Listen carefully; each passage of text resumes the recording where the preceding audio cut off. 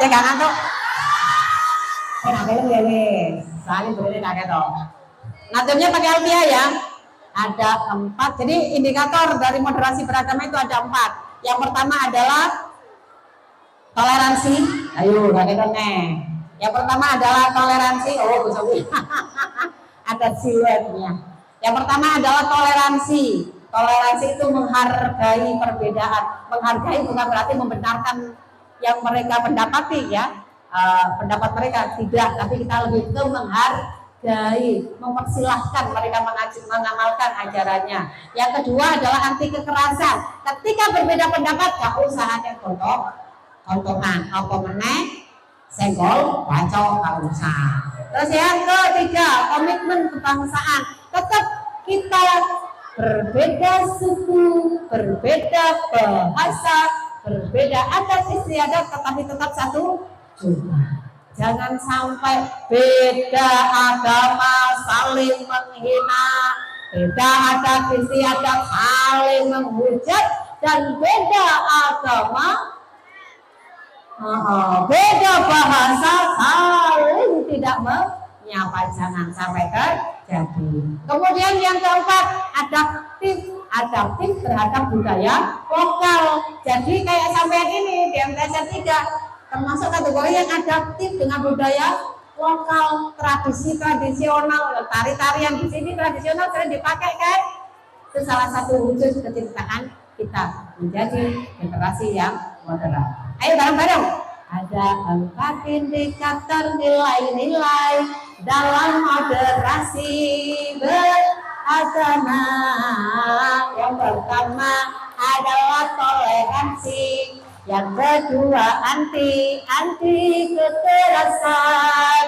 Yang ketiga komitmen kebangsaan. Yang keempat adaptif budaya lokal. Jika kita terapkan dalam kehidupan Indonesia, tidak akan terpisahkan. Ayo bareng 1, 2, 3.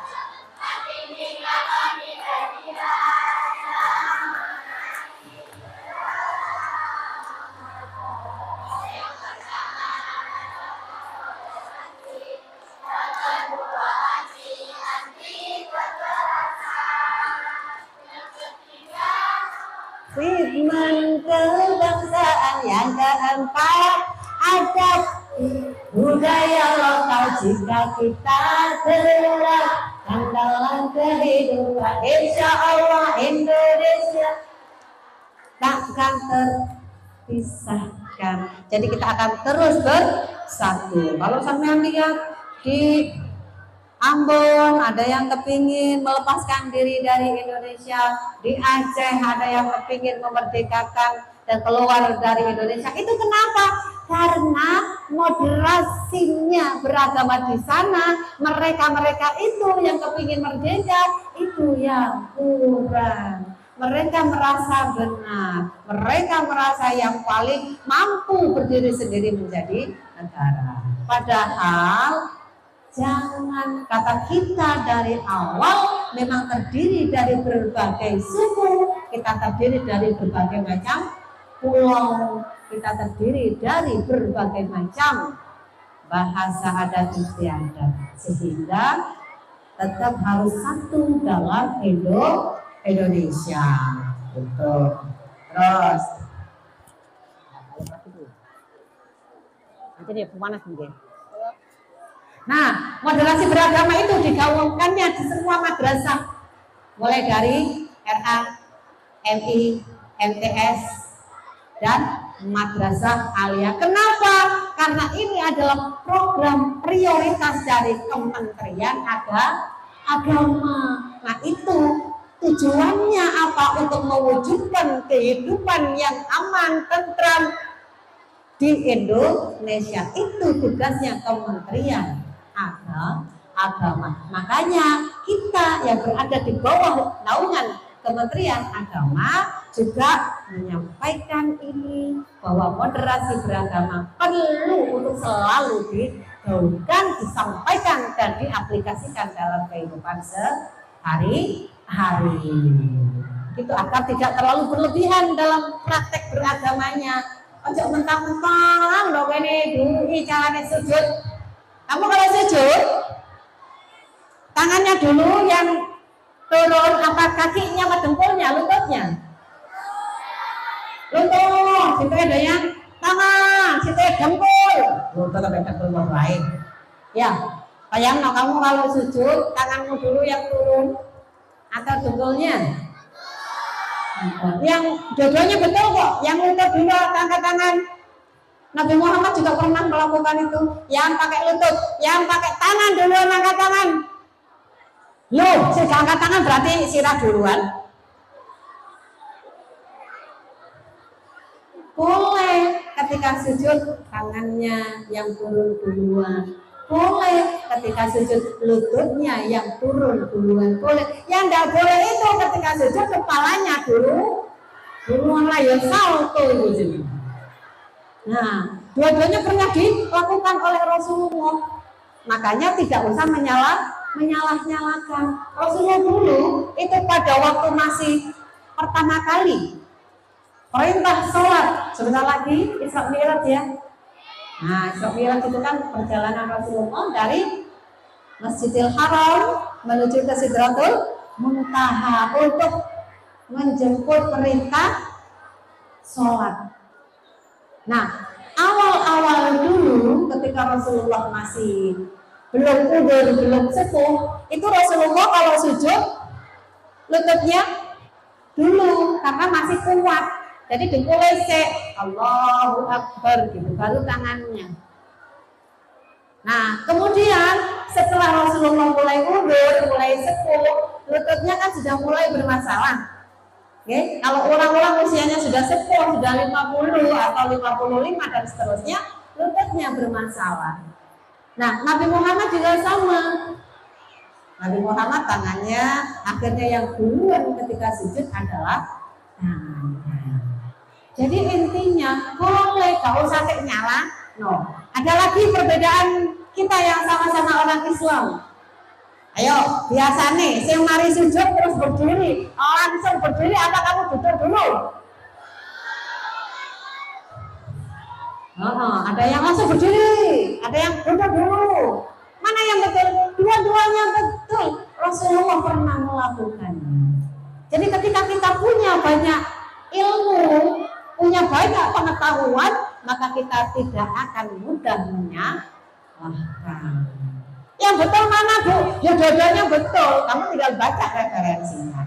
Ada yang namanya dari sujud berdiri, itu kan duduk dulu. Itu namanya duduk rohah. Apa? Duduk rohah istiroha dari kata-kata istiroha. Jadi namanya duduk rohah istiroha. Jadi istirahat sejenak sebelum berdiri. Boleh, nggak apa-apa. Terus kayak subuh, kayak pada waktu witir, pada waktu witirnya Ramadan itu ada kunutnya kan? Tapi ada yang tidak pakai kunut, boleh, karena macam-macam. Kalau menurut Imam Syafi'i, yang paling banyak kita pakai itu kan Imam Syafi'i. Jadi pada waktu subuh kita pakai kunut. Pada waktu witir di bulan Ramadan, di setengah terakhir bulan Ramadan, kita juga pakai kunut. Imam Maliki juga sama dengan Imam Syafi'i. Imam Hanafi dan Hambali saja yang berbeda ketika subuh tidak pakai kunut. Tapi meskipun Imam Hanafi dan Imam Hambali itu subuhnya nggak pakai kunut, suatu ketika Imam Syafi'i datang ke makamnya Imam Abu Hanifah, kemudian beliau didapuk untuk sholat subuh menjadi imam di sana. Apa yang dilakukan Imam Syafi'i? Imam Syafi'i yang biasanya kunut pada waktu sholat subuh, di situ beliau tidak kunut. Apa kata beliau? Ketika diingatkan setelah selesai salam, ada salah satu sahabat-sahabat beliau, murid-muridnya Imam Syafi'i nanya, Imam Syafi'i, kok tadi tidak pakai kunut? Lupa ya. Kalau lupa kenapa nggak sujud? Sujud sawi apa sujud tilawah? Apa sujud syukur? Sujud apa? Sangat keren banget. Tepuk tangan. Pelajaran tahun berapa itu? Tahun 8. Kenapa kok tadi tidak sujud sahwi karena lupa? Apa kata Imam Syafi'i? Saya tidak kunut memang sengaja. Saya karena menghormati pada pendapat Imam Abu Hanifah. Meskipun beliau sudah tidak ada, saya tetap hormat kepada ilmu beliau. Saya hormat terhadap ijtihad beliau. Karena ketika seorang ulama ijtihadnya benar, maka dapat 2 pahala. Salah pun dapat pahala satu. Itu. Jadi sudah dicontohkan para sahabat. Jadi Islam itu lengkap, Nak. Saya kenal Umar, sahabat Umar. Kemudian kenal dari mana? Dikenalkan sama Pak Guru dan Bu Guru MPS 3 Jelka, ya. Salah satu sahabat Nabi yang paling keras, tegas perangainya, ya kan? Suatu ketika beliau ini tentang moderasinya sahabat Umar dan sahabat Ali yang akan saya ceritakan terhadap orang yang berbeda agama. Suatu ketika sahabat Umar itu pergi ke gereja di makam Kudus sana di Yerusalem. Yerusalem itu kan Kristen ya, rata-rata Nasrani. Kemudian beliau di sana, kemudian pada waktunya sholat zuhur atau sholat asar gitu. Pokoknya waktunya sholat, beliau dipersilakan sholat di dalam gereja makam Kudus. Apa kata beliau? Beliau bilang, mohon maaf, saya sholatnya di luar saja. Artinya beliau keluar dari gereja tersebut, kemudian sholat di seberang jalannya, pokoknya di sebelah situ, sholat di luar gereja. Nah, kenapa? Karena beliau tidak mau mencampur adukan ketika beribadah umat Islam, ketika sholat berada di dalam gereja. Beliau ingin menunjukkan bahwa lakum dinukum waliyati, bagimu abagimu agamamu, bagiku agamamu. Ini gereja kamu, tempat kamu sembahyang, bukan tempat saya. Akhirnya beliau sholat di sebelahnya, bukan di gereja.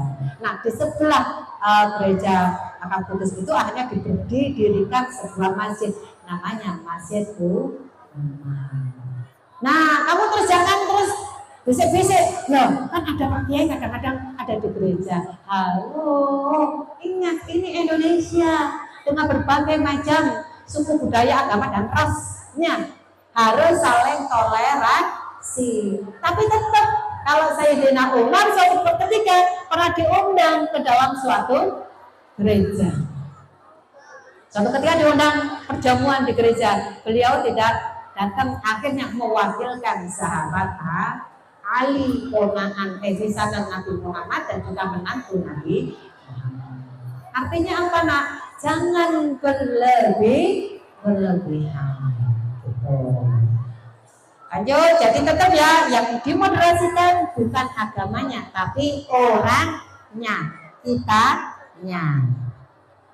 Nah, kita memang beda apa saja? Beda bangsa, negara. Tapi meskipun beda bangsa, beda negara, kita juga beda suku dan beda bahasa. Beda juga, wes podo, suku ne podo, bahasa ne podo, ada keyakinannya dan agamanya beda. Podo suku Jawa. Tapi kan agamanya juga beda. Ada yang Islam, Kristen, Hindu dan lain sebagainya.